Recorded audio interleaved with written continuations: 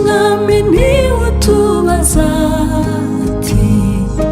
ninde ntumye mu murima wanjye, dore hari benshi bazimiye, genda ubamenyesha ubuntu bwanjye Mana yanjye, ntegeka ubu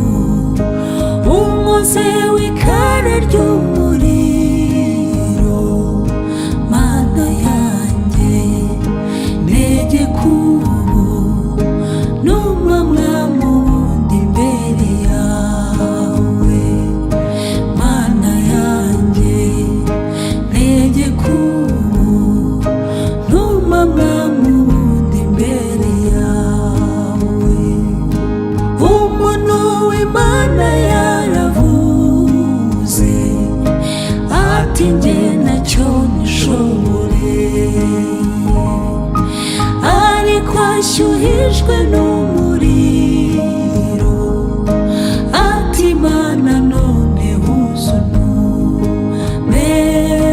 Mana yanjye, ntegeka ubu umuze w'ikara ry'umuriro, Mana yanjye,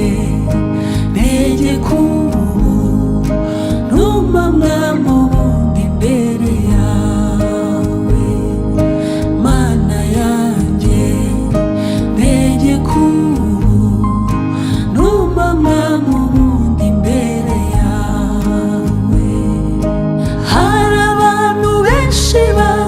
bazimira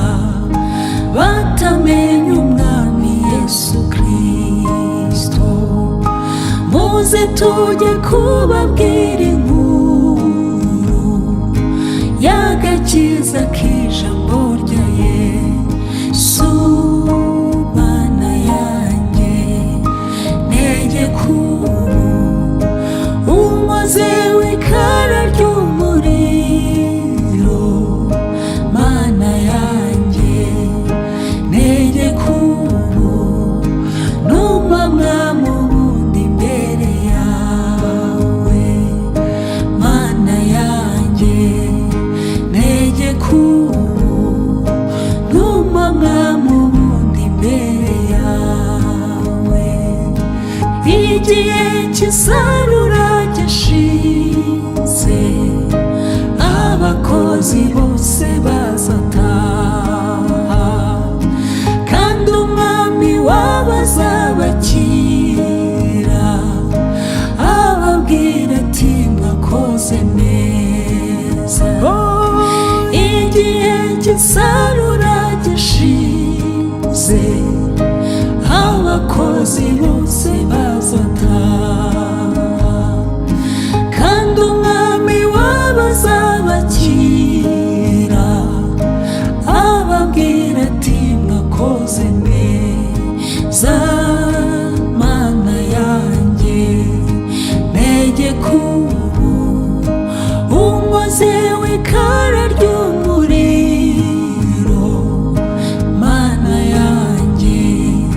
ntegeka ubu n'umwamwa mu wundi imbere yawe, Mana yanjye, ntegeka ubu n'umwamwa mu wundi imbere yawe, Mana yanjye, ntegeka ubu